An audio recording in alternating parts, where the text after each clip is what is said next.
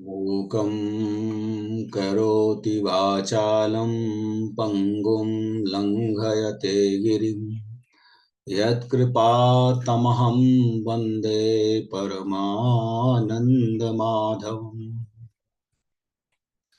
परित्राणाय साधूनां विनाशाय च दुष्कृतां धर्म संस्थापनार्थाय संभवामि युगे युगे। ओम नमो भगवते वासुदेवाय नमः। ओम नमो भगवते वासुदेवाय नमः। ओम नमो भगवते वासुदेवाय नमः। देवियों एवं सज्जनों, गोस्वामी तुलसीदास जी महाराज द्वारा विरचित श्री रामचरितमानस के बाल कांड में निहित कतिपय प्रसंग आपके समक्ष प्रस्तुत कर रहा हूं। मानस प्रणेता गोस्वामी जी महाराज ने श्री रामचरितमानस में त्रेता युग के महानायक मर्यादा पुरुषोत्तम प्रभु श्री राम, जो साक्षात परम पिता परमेश्वर के स्वरूप हैं, उनकी लीलाओं का गान गोस्वामी जी ने श्री रामचरितमानस में प्रस्तुत किया है। गोस्वामी जी महाराज ने श्री रामचरितमानस के माध्यम से अनेक सामाजिक, व्यवहारिक प्रसंगों का भी समावेश किया है, जिनके अनुशीलन से, जिनके अनुश्रवण से मानव की अनेकों समस्याओं का निदान स्वतः ही हो जाता है। गोस्वामी जी महाराज श्री राम कथा की पवित्रता का बखान करते हुए कहते हैं कि भगवान राम का नाम और उनके चरित्र का गान इस संसार में जो भी व्यक्ति, जो भी प्राणी सुनेगा और कहेगा, वह दोनों परम पद के अधिकारी होंगे। प्रिय लागी यति सब ही मम भनिति राम यस संग दारु विचारु की करई को बंदीय मलय प्रसंग। गोस्वामी जी महाराज कहते हैं कि ये मेरा जो कवित्व है, ये श्री रामचरितमानस रूपी गान जो है, वो उनके मर्यादा पुरुषोत्तम प्रभु श्री राम के पावन यश से संयुक्त होकर, उनके पावन यश को समाहित करके सभी के लिए अत्यंत प्रिय हो गया है। जिस प्रकार से मलयागिरी पर्वत की संगति में काष्ठ मात्र चंदन बनकर वंदनीय हो जाता है, मलयागिरी पर्वत के संपर्क में आने से कोई भी काष्ठ, कोई भी लकड़ी चंदन बनकर वंदनीय हो जाती है, पूजनीय हो जाती है। यदि काष्ठ को, लकड़ी को मलयागिरी पर्वत का संपर्क न मिले, मलयागिरी पर्वत का संसर्ग न मिले, तो काठ जैसी कोई तुच्छ वस्तु के संदर्भ में कोई विचार भी नहीं कर सकता। उसी प्रकार से भगवान राम के यश के गान से श्री रामचरितमानस रूपी यह महान ग्रंथ में सन्निहित कविताएं सदैव मंत्रों की भांति परम पवित्र हो चुकी हैं।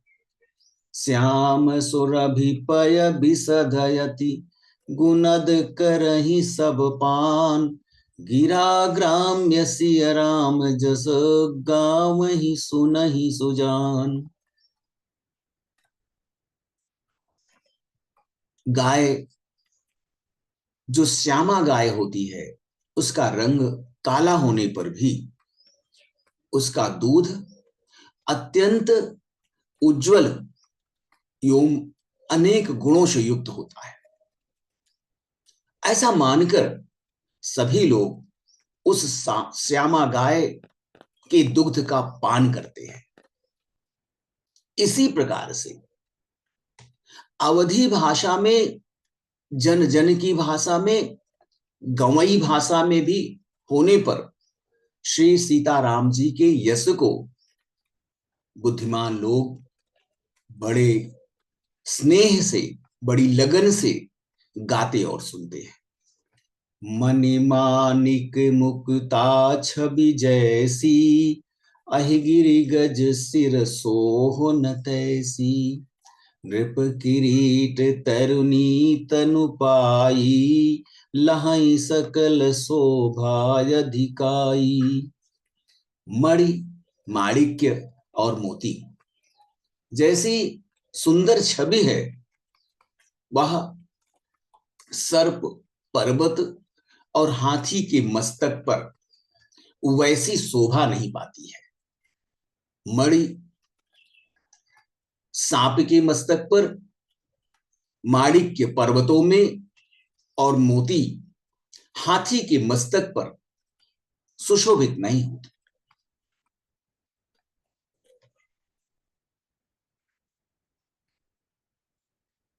मणि राजा के मुकुट में तथा माणिक्य और मोती युवती शरीर के संपर्क में आकर ही सुशोभित होती है।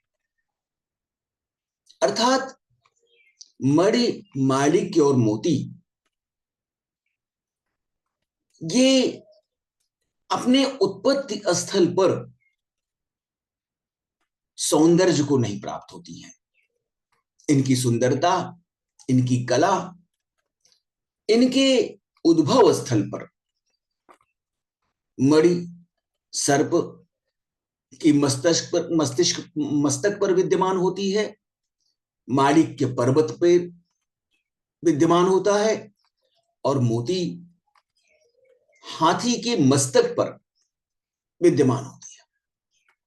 किंतु उसका सौंदर्य उसके यथोचित स्थान पर ही निखरता है। तैसे ही सो कवि कबित बुध नाही, उपजहि अनत अनत छबि लहि। भगति हेतु विधि भवन बिहाई, सुमिरत सारद आवति धाई। इसी प्रकार बुद्धिमान लोगों का यह कथन है कि सुंदर कवि की कविता भी प्रकट कहीं और होती है, लिखी कहीं और जाती है, उत्पन्न कहीं और होती है और शोभायमान कहीं अन्यत्र होती है। अर्थात कवि की वाणी से उत्पन्न हुई कविता वहां सुशोभित होती है जहां उसका विचार, जहां उसका प्रचार तथा जिसमें कथित आदर्श का ग्रहण करना और अनुसरण करना समाहित होता है। उस कविता में विद्यमान अर्थ, उस कविता में विद्यमान भाव का जहां प्रचार प्रसार होगा और उसके यथार्थ को जहां स्वीकार किया जाएगा, वहीं पर कवि की लिखी हुई वो कविता अविस्मरणीय हो जाएगी, महत्ता प्राप्त कर लेगी। कवि के स्मरण करते ही उसकी भक्ति के कारण सरस्वती जी ब्रह्मलोक को छोड़कर भूलोक में दौड़ी चली आती है। रामचरित सर बिनु अनहवाए, सो श्रम जाई न कोटि उपाय। कवि को विदयस हृदय विचारी, गावहि हरि जस कलिमल हारी। सरस्वती जी के दौड़कर आने की वह थकान रामचरितमानस रूपी सरोवर में स्नान किए हुए बिना अनेकों उपायों से भी दूर नहीं हो सकती है। कवि और पंडित अपने हृदय में ऐसा विचार कर कलयुग के पापों को हरने वाले श्री हरि के उत्तम यश का गान करते हैं। कीन्हे प्राकृत जन गुण गाना, सिर धुनि गिरा लगत पछिताना। हृदय सिंधु मति सीप समाना, स्वाति शारदा कहीं सुजाना। संसारी मनुष्यों का गुणगान करने से माता सरस्वती को कोई आनंद नहीं प्राप्त होता है, क्योंकि वे मनुष्यों के गुणगान में कोई अभिरुचि नहीं रहती। जब परमपिता परमेश्वर के यश का, उनके गुणों का, उनकी लीलाओं का गान होता है, तब विद्या की देवी, ज्ञान की देवी मां सरस्वती अत्यंत प्रसन्न होती है। बुद्धिमान लोग हृदय को समुद्र, बुद्धि को सीप और सरस्वती को स्वाति नक्षत्र के समान पवित्र मानते हैं। जो बर से बर बारी विचारो, हो ही कबित मुक्ता मनि चारो। इसमें यदि श्रेष्ठ विचार रूपी जल की बरसात होती है तो मुक्ता मणि के समान कविता सुंदर सुशोभित होने लगती है। मानस प्रणेता गोस्वामी जी महाराज ने श्री रामचरितमानस रूपी महान ग्रंथ में समाहित विचारों को मां सरस्वती की प्रेरणा माना है। मां सरस्वती किसी भी कवि के आमंत्रण पर, उसके अनुरोध पर स्वयं इस भूलोक में प्रकट हो जाती है और उसकी काव्य रचना में अपना स्नेह, अपना आशीर्वाद प्रदान करती है। किंतु परमपिता परमेश्वर के गुणों का गान करने पर माता सरस्वती अत्यंत प्रसन्न होती है, क्योंकि वह परमपिता परमेश्वर ही संपूर्ण सृष्टि का पालक है, सृजक है और संहार करता है। इस समग्र सृष्टि में जो कुछ भी दृश्य अदृश्य है, चर अचर है, वो सब उसी परमपिता परमेश्वर की सत्ता स्वरूप है, उसी सत्ता से नियंत्रित है, उसी सत्ता से अधिनियमित है। एक ही सत्ता है जो संपूर्ण ब्रह्मांड को संचालित करती है, जो संपूर्ण ब्रह्मांड का रक्षण करती है